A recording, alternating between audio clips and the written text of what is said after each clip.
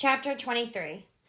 Well, all day him and the king was hard at it, rigging up a stage and a curtain and a row of candles for footlights, and that night the house was jam full of men in no time. When the place couldn't hold no more, the Duke he quit tending door and went around the back way and come on to the stage and stood up before the curtain and made a little speech and praised up this tragedy and said it was the most thrillingest one that ever was. And so he went on a bragging about the tragedy and about Edmund Kean the elder, which was to play the main principal part in it. And at last, when he'd got everybody's expectations high enough, he rolled up the curtain, and the next minute the king come a prancing out on all fours naked. And he was painted all over, ring streaked and striped all sorts of colors as splendid as a rainbow.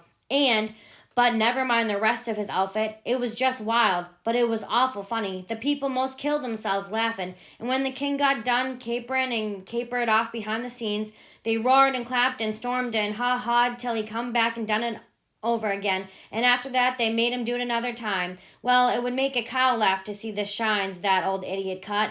Then the Duke he lets the curtain down and bows to the people and says the great tragedy will be performed only 2 nights more on accounts of press and London engagements, where the seats is all sold already for it in Drury Lane. And then he makes them another bow and says if he has succeeded in pleasing them and instructing them, he will be deeply obliged if they will mention it to their friends and get them to come and see it. 20 people sings out, "What? Is it over? Is that all?" The Duke says yes. Then there was a fine time. Everybody sings out, "Sold!" and rose up mad and was a-going for the stage and them tragedians.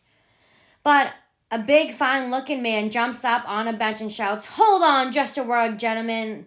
They stop to listen. "We are sold, mighty badly sold, but we don't want to be the laughing stock of this whole town, I reckon, and never hear the last of this thing as long as we live. No! What we want is to go out of here quiet and talk the show up and sell the rest of the town. Then we'll all be in the same boat. Ain't that sensible?" "You bet it is. The judge is right." Everybody sings out. "All right then, not a word about any sell. Go along home and advise everybody to come and see the tragedy." Next day, you couldn't hear nothing around that town but how splendid that show was. House was jammed again that night, and we sold this crowd the same way. When me and the king and the Duke got home to the raft, we all had a supper, and by, about midnight, they made Jim and me back her out and float her down the middle of the river and fetch her in a hide her about 2 miles below town. The third night, the house was crammed again, and they weren't newcomers this time, but people that was at the show the other 2 nights. I stood by the Duke at the door, and I see that every man that went in had his pockets bulging or something muffled up under his coat. And I see it weren't no perfuming neither, not by a long sight. I smelled sickly eggs by the barrel and rotten cabbages and such things. And if I know the signs of a dead cat being around, I bet I do. There was 64 of them went in. I shoved in there for a minute, but it was too various for me. I couldn't stand it. Well then, the place couldn't hold no more people. The Duke he give a fellow a quarter and told him to tend door for a minute, and then he started around for the stage door. I after him, but the minute we turned the corner was in the dark. He says, "Walk fast now till you get away from the houses, and then shin for the raft like the Dickens was after you." I done it, and he done the same.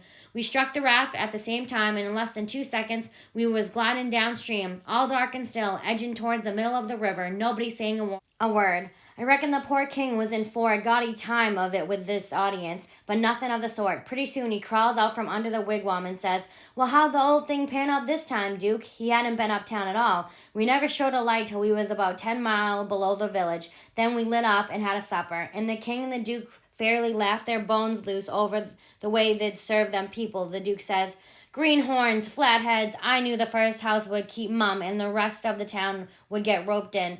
And I knew they'd lay for us the third night and consider it was their turn now. Well, it is their turn, and I'd give something to know how much they'd take for it. I would just like to know how much they're putting in their opportunity. They can turn it into a picnic if they want to. They brought plenty provisions. Them rapscallions took in $465 in that 3 nights. I never see money hauled in by the wagon load like that before. By and by, when they was asleep and snoring, Jim says, "Don't it surprise you de way dem kings carries on, Huck?" "No," I says, "it don't." "Why don't it, Huck?" "Well, it don't because it's in the breed, I reckon. They're all alike." "But, Huck, dese kings ourn is regular rapscallions." "That's just what they is. Dey's regular rapscallions."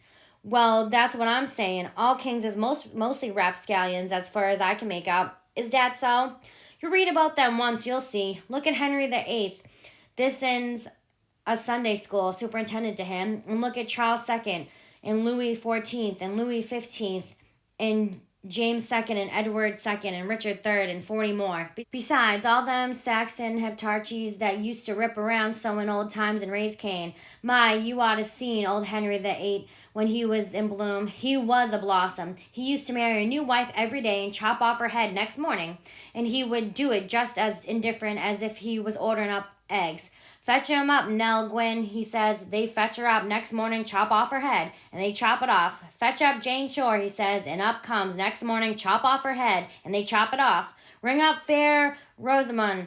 Fair Rosamond answers the bell next morning, chop off her head, and he made every one of them tell him a tale every night, and he kept that up till he had hogged 1,000 and one tales that way, and then he put them all in a book and called it Doomsday Book, which was a good name and stated the case. You don't know Kings, Jim, but I know them, and this old rip of Arn is one of the cleanest I've struck in history.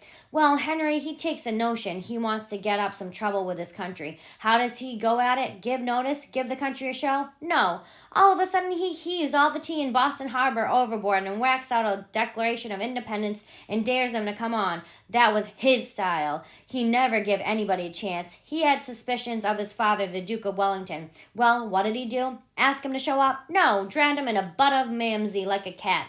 Suppose people left money laying around where he was. What did he do?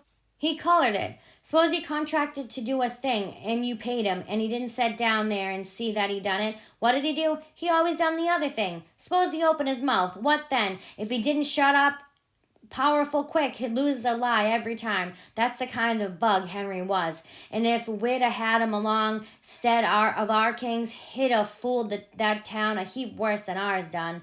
I don't say that ourn is lambs, because they ain't, when you come right down to the cold facts, but they ain't nothing to that old ram anyway. All I say is kings, and you got to make allowances. Take them all around, they're a mighty ornery lot. It's the way they're raised. But this one do smell so like the nation, Huck. Well, they all do, Jim. We can't help the way a king smells. History don't tell no way. Now the Duke, he's a tolerable likely man in some ways. Yes, the Duke's different, but not very different. This one's a middlin' hard lot for a Duke. When he's drunk, there ain't no near-sighted man could tell him from a king. Well, anyways, I don't hanker for no more, and Huck, this is all I can stand. It's the way I feel too, Jim, but we've got them on our hands, and we got to remember what they are and make allowances. Sometimes I wish we could hear of a country that's out of kings. What was the use to tell Jim these weren't kings, real kings and dukes? It wouldn't do no good, and besides, it was just as I said, you couldn't tell them from the real kind. I went to sleep, and Jim didn't call me when it was my turn. He often done that. When I waked up just at daybreak, he was sitting there with his head down betwixt his knees, moaning and mourning to himself. I didn't take notice nor let on. I knowed what it was about. He was thinking about his wife and his children away up yonder, and he was low and homesick because he hadn't ever been away from home before in his life. I do believe he cared just as much for his people as white folks does for theirn. It don't seem natural, but I reckon it's so. He was often moaning and mourning that way nights when he judged I was asleep and saying, "Po' little Lisbeth, po' little Johnny, it's mighty hard. I 'spect I ain't ever gwine to see you no more, no more." He was a mighty good, Jim was. But this time I somehow got to talking to him about his wife and young ones, and by he says, "What makes me feel so bad this time is because I hear something over yonder on the bank like a whack or a slam while ago, and it mind me de time I treat my little Lisbeth so ornery. She weren't only about 4 year old, and she tuck the scarlet fever and had a powerful rough spell, but she got well, and one day she was a-standing around, and I says to her, I says, 'Shit to do.' She never done it, just stood there, kind of smiling up at me, and it make me mad, and I says again, mighty loud, I says, 'Don't you hear me? Shit to do.' She just stood the same way, kind of smiling up. I was a-bilin'. I says, 'I lay I make you mine.' And with that I fetch her a slap side to head that son her sprawling. Then I went into the other room and is gone about 10 minutes. And when I come back, there was a dot do a standing open yet, and that child standing most right in it, a looking down mourning, and the tears running down. My but I was mad. I was a going for the child, but just then it was a do that open innards. Just then long come the wind and slam it too behind the child. Kerblam! In my land, the child never moved. My breath most hop out of me, and I felt so. I don't know how I feel. I crope down all a trembling and crope around and opened the do easy and slow and poked my head in behind the child soft and still. And all of a sudden I says, "Pow!" just as loud as I could yell. She never budged. Oh, Huck, I bust out a crying and grab her up in my arms and say, "Oh, the poor little thing. The Lord God Almighty forgive poor old Jim, 'cause he never going to forgive himself as long as he live." Oh, she was plumb deaf and dumb, Huck, plumb deaf and dumb, and I'd been a treating her so.